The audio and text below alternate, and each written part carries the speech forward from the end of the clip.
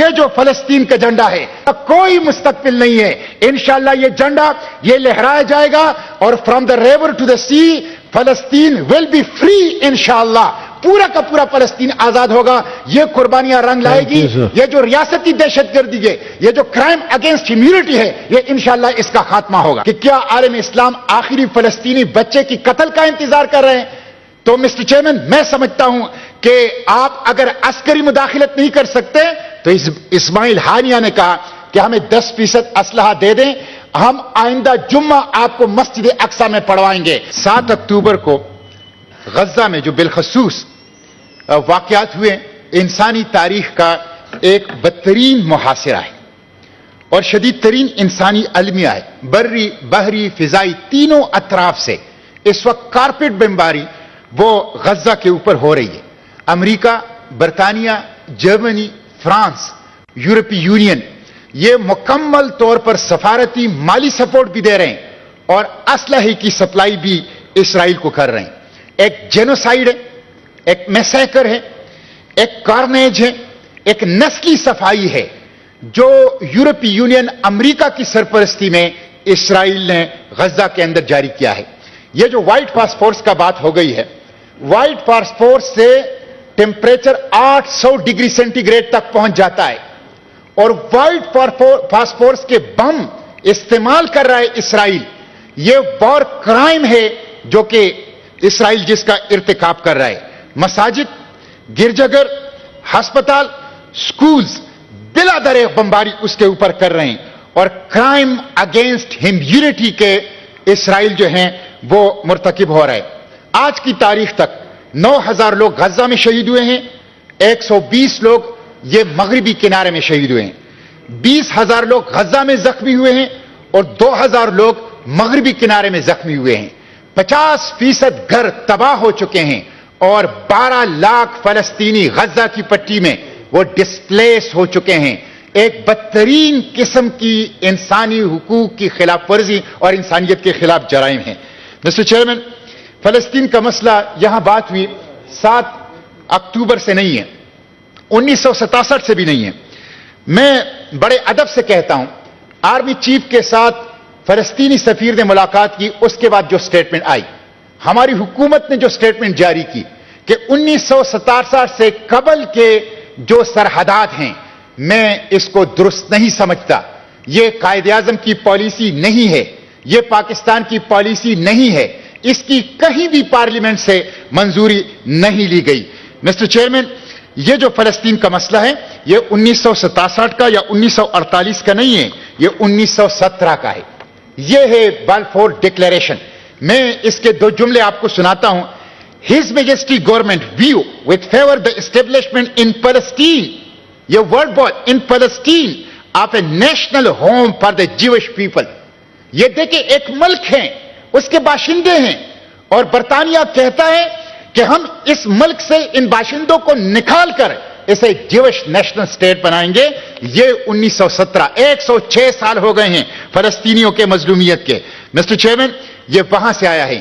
اسی لیے قائد اعظم علیہ الرحمہ نے جب اسرائیل کا قیام ہو رہا تھا اسے انلیجیٹیمیٹ چائلڈ آف دا ویسٹ, یہ مغرب کی ناجائز اولاد, اس کو قائد اعظم نے قرار دیا ہے. اور قائد اعظم نے جو ٹرومین کو خط لکھا ہے اس کے 2 جملے میں آپ کو سناتا ہوں. اس سے پاکستان کی پالیسی کا تعین ہوتا ہے. کوئی 2 اسٹیٹ ہمیں منظور نہیں ہے.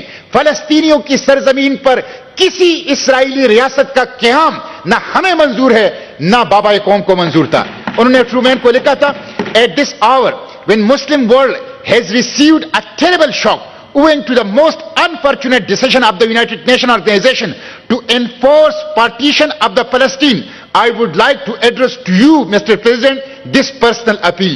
The decision is ultra vires of the United Nations Charter and basically wrong and invalid in law. Quaid Azam نے 2 state theory کو wrong قرار دیا تھا, ان لا قرار دیا تھا. اس لیے فلسطین فلسطینیوں کا ہے, سارا کا سارا ان کا ہے اور کسی کا فلسطین کی سرزمین کے اوپر کوئی حق نہیں ہے. پاکستان کی کسی پارلیمنٹ نے 2 ریاستی حل کی طرف کوئی فارمولا نہیں دیا ہے, کوئی فیصلہ نہیں دیا ہے.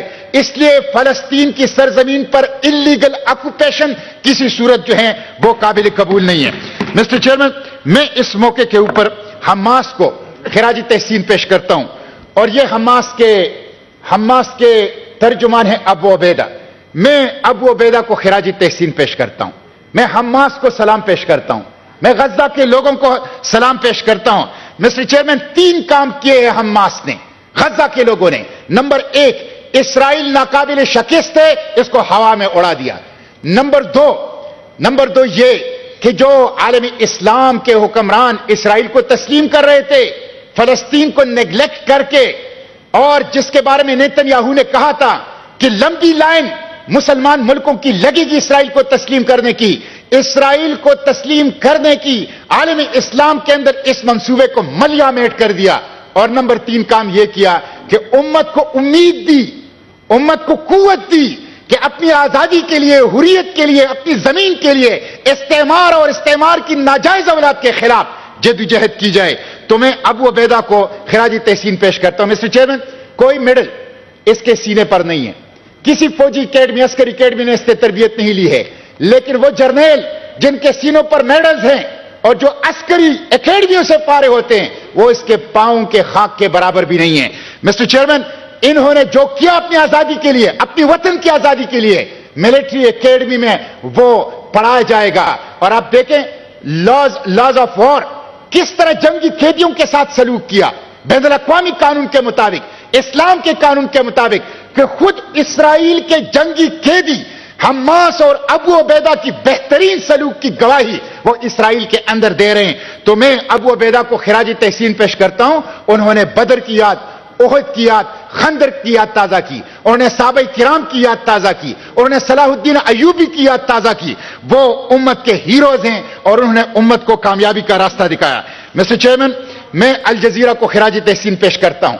الجزیرہ، انہوں نے ان کے خصوصاً ان کے جو صحافی ہیں وائل الددوح، جن کے بیٹا، بیٹی، پوتا، اہلیہ، سب کو خاندان کو قتل کر دیا گیا، لیکن وہ اسرائیل کی جو وار کرائم ہے اس کو آشکارا کر رہا ہے.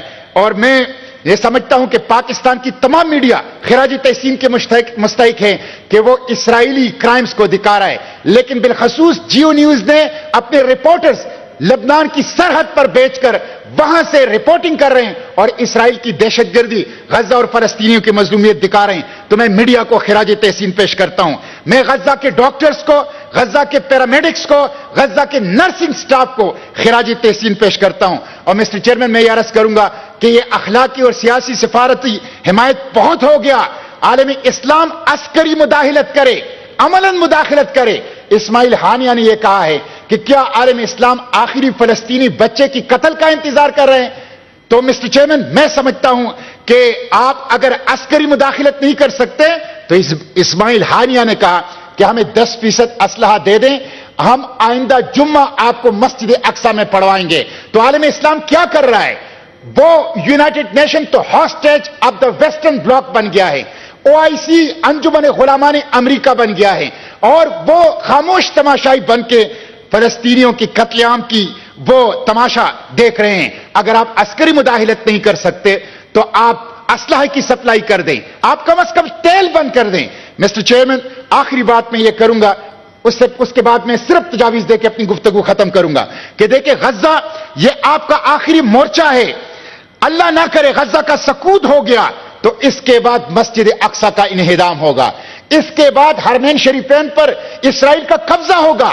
یہ انہوں نے گریٹر اسرائیل کے نقشے جو ان کے پارلیمنٹ پہ لگائے اس میں انہوں نے واضح اعلان اس بات کا کیا ہے. اور اگر غزہ کا سقوط ہو گیا، اللہ نہ کرے غزہ کا سقوط ہو گیا، تو امت مسلمہ کے حکمرانوں اور جرنیلوں کو امت کبھی بھی معاف نہیں کرے گی. اس لیے مسٹر چیئرمین، میں یہ تجاویز دیتا ہوں کہ ان کے اوپر پاکستان مدعی بنے اور OIC کے پلیٹ فارم سے OIC کو مدعی بنائیں.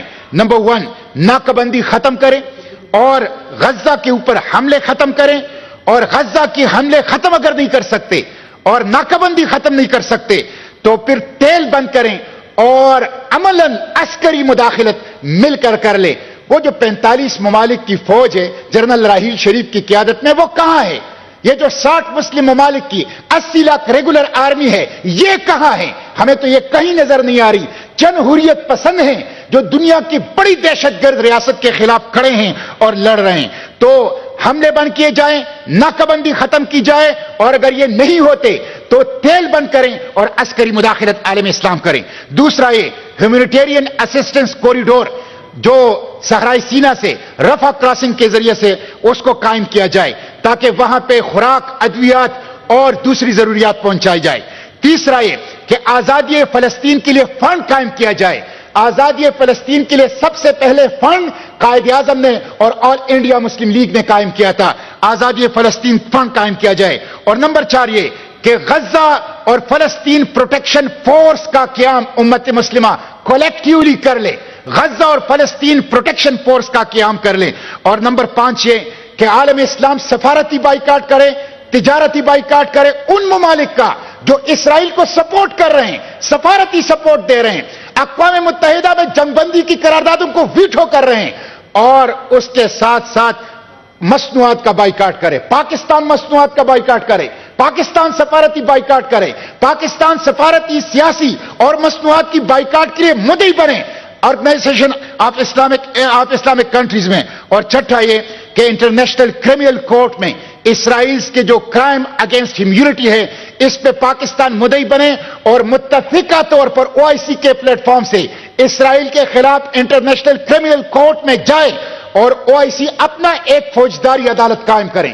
OIC اپنے پلیٹ فارم سے ایک فوجداری عدالت قائم کر کے اسرائیل کے جنگی جرائم کو وہ اس کی وہاں پہ سماعت کر لیں جو وہ غزہ کے اندر کر رہے ہیں. مسٹر چیئرمین, مجھے یقین ہے انشاءاللہ, مجھے یقین ہے فتح حق کی ہوگی, فتح آزادی کی ہوگی, فتح حریت کی ہوگی.